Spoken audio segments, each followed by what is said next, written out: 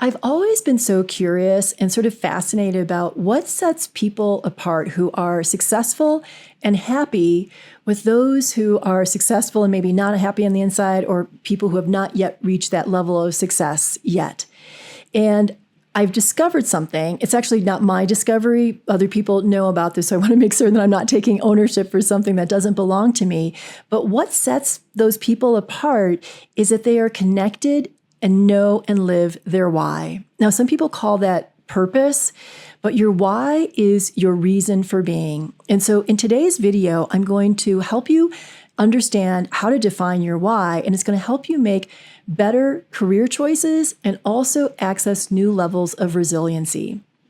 I'm Laverne McKinnon, and welcome to my video. I am a certified career coach and a grief recovery specialist, and I really love to help people through career transitions. Now, that might mean that you're moving up the ladder or down the ladder or off the ladder. Whatever it might be, I'm here to offer up tools and resources to help you with whatever is next in your career. So here's a simple metaphor to bring this idea of why alive. Imagine that you are running a marathon, and when you complete that marathon, you will have solved and cured cancer for the entire world for now until eternity. Can't you imagine what that might be like and how that would inform how you train for the marathon, how you run the marathon, how you fuel your body, how you get the proper gear, how you support yourself with the proper team in order to get across that finish line? That why is so clear because you know what the impact is going to be at the end of it. It's an internal motivation as opposed to an external striving for more money, for a particular title, for different benefits, for power.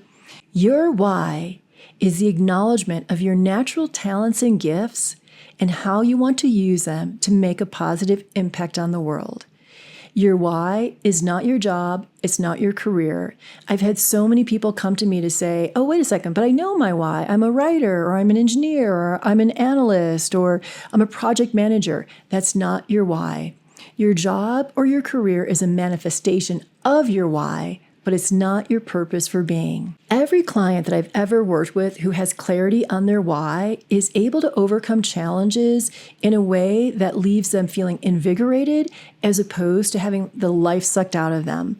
Okay, so here's an example. My client, she was an analyst at Boeing for 18 years. She actually got the job right after college, and she loved the security of it. It gave her a foundation where she could start a family, save for her kids' education, save for retirement, go on family vacations. She always knew what to expect year from year. And she also got promoted and made more money and got raises. And it was deeply, deeply satisfying for her. Now, unfortunately, she was fired from Boeing during those massive layoffs that occurred last year. And understandably, she was devastated, and she did not know how to pick herself back up again and why she was struggling to figure out what was next. What we discovered is that Gigi had defined her why as job security. That is not a why. So in our work together, Gigi and I went back to what I'm going to call square one. What is it that she loves to do? What is she good at? And what is it that she wants to do with her talents and her gifts? And so she reconnected with her love of solving unsolvable problems. What makes her so good as a data and analyst. And she also really discovered that she's so great at long-term strategic thinking. As a result of having kids, Gigi became more aware of her concern for the environment and what her kids were going to be growing into next. So she reconnected with the real why, which was not about job security, and she started to look for jobs as a sustainability analyst working for companies to help reduce their carbon footprint. So in order to figure out what your why is, very much like Gigi, you're going to answer 3 questions. What do you love? What are you good at? And what breaks your heart? So let me unpack each of those a little bit more. What do you love?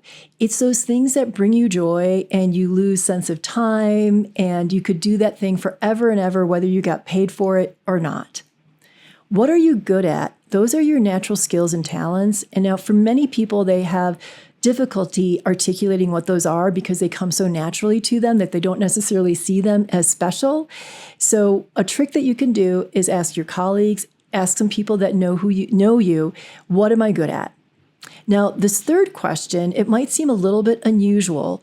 What breaks your heart? The reason I have you ask yourself this question is because this is the difference that you're going to make in the world. This is how you're going to make a positive impact on the world around you. Now, to help you through this, because I have to imagine, at least it did for me, this might feel really, really daunting. So I'm going to talk you through how I answered each of those questions and how I crafted a why statement for myself. And then I'm going to ask you to push the pause button and to journal around those 3 questions and then come on back. And I'm going to walk you through one more case study to help you understand how to craft a why statement. Okay, so what do I love? And now I'm actually going to refer to my notes and I want to be completely authentic and vulnerable with you. What I love to bring structure to chaos. And I do that through planning, organization, and strategy. Anyone who knows me knows that I am such a long-term planner. I know what's going to happen in 2025. I pretty much know what's going to happen in 2026. It really brings me joy, and I could do that for hours. I love to learn. I love to share knowledge. Obviously, I'm right here sharing the things that I've learned with you. I love to create community and brave spaces so that people can be vulnerable. And through that vulnerability, we find community and connection and belonging. That, again, I lose myself in that. Okay, what am I good at? So I did talk to people. I wanted to get some reflections so that I could have, a bigger picture and clarity on what it is that I'm good at. So listening, project management, editing, curriculum development, and seeing possibility. And when I got feedback that I see possibility where others might not, that just made me feel really, really good. Okay, so what hurts my heart? Now, before I fully answer this, I want to give you a bit of context about my background and how my answer to this was informed by how I grew up. So my parents, I consider them underdogs. Both of my parents didn't graduate from high school. My mom actually never made it through elementary school. She grew up during World War II, and her family was split apart, and she wasn't able to go to school. When she married my dad during the Korean War and came to the United States, she experienced a lot of racism. And I grew up in a lower income family. And so I've always had this natural affinity for underdogs. Now, that background really informed what breaks my heart, which are barriers to entry and when people believe that they are less than because of a setback. I'm going to repeat that one more time. What hurts my heart are barriers to entry and when people believe that they are less than because of a setback. So now I've got those 3 things in writing. And then what I did was that I massaged those into a why statement. And it's not word for word. And I'm going to read my why statement out loud to you so you can see how I converted those answers into my why. And it starts with acknowledging what are my talents and gifts, what brings me joy, and then how I want to impact the world.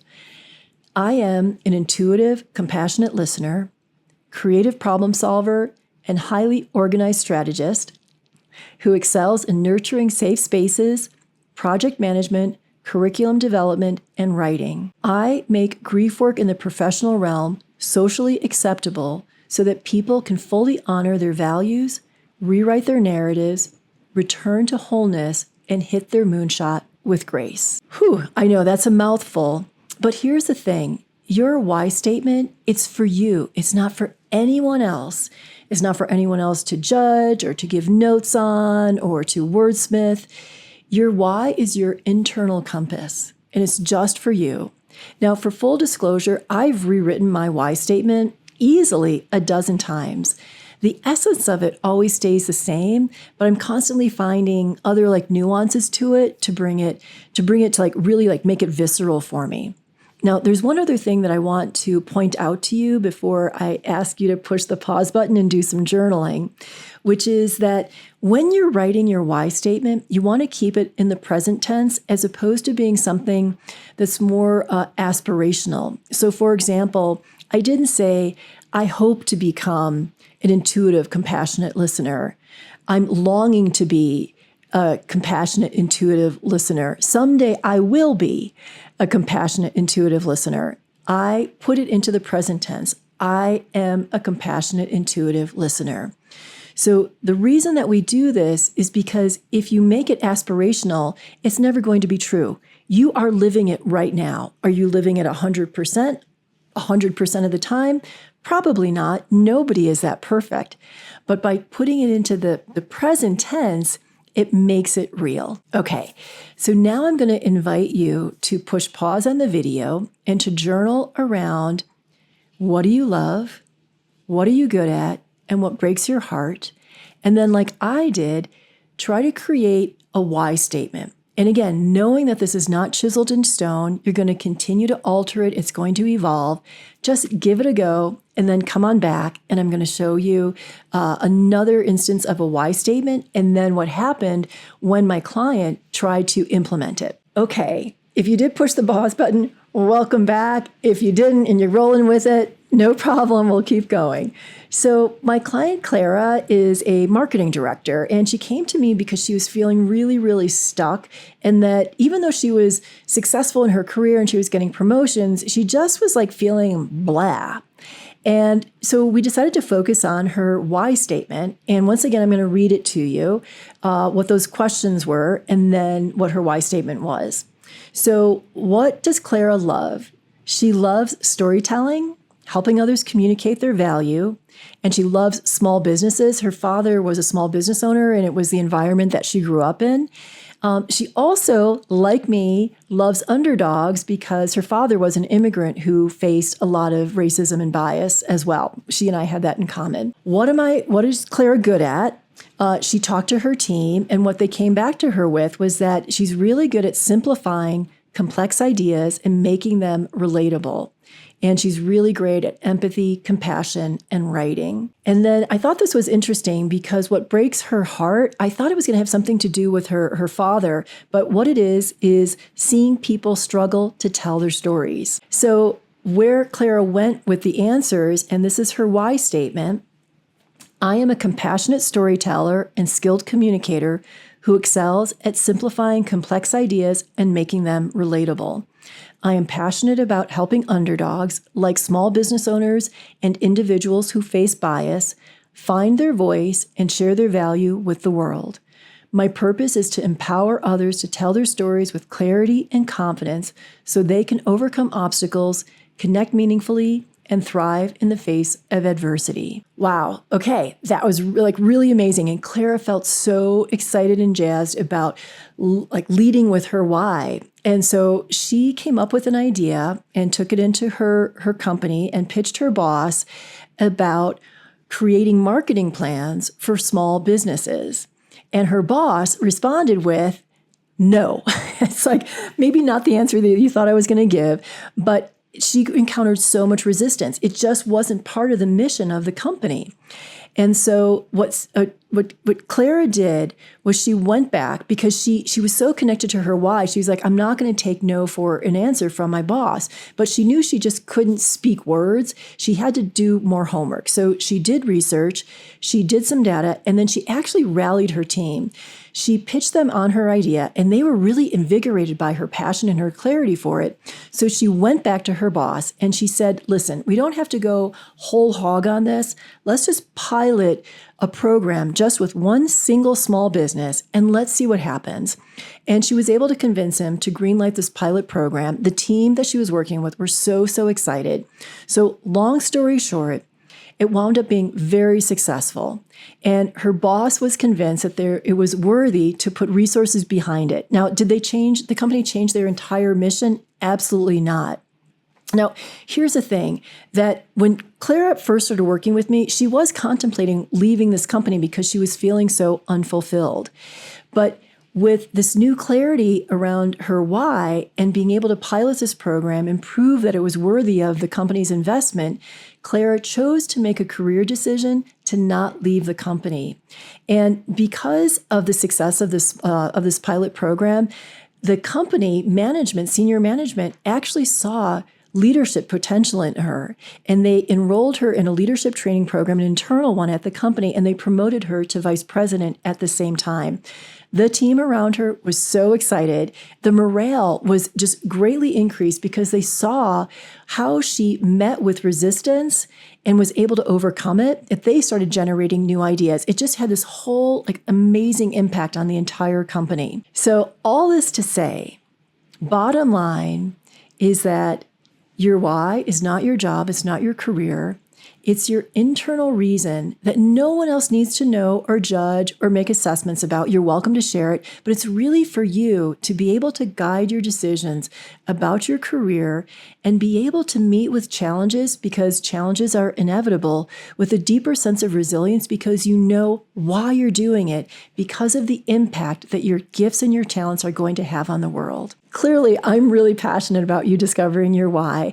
And if you want to go a little bit deeper on this, you can head over to Substack, where my paid subscribers get access to journal prompts that allow them to go a little bit deeper on the topics that I'm talking about on YouTube. Paid subscribers also get access to monthly co-working sessions. It's a wonderful sense of community. And as you know from my why, I love to build community. So thank you so much for being here. If you want to learn more about working with me one-on-one or in a group setting, head over to moonshotmentor.com. It also has links to all of my social as well. And I want to express a very, very big thank you to Lynn Chen for the video editing. I would not be here without her. You can find her on social at Ms. Lynn Chen. And again, it just means so much for you to be here with me. And I look forward to seeing you next week.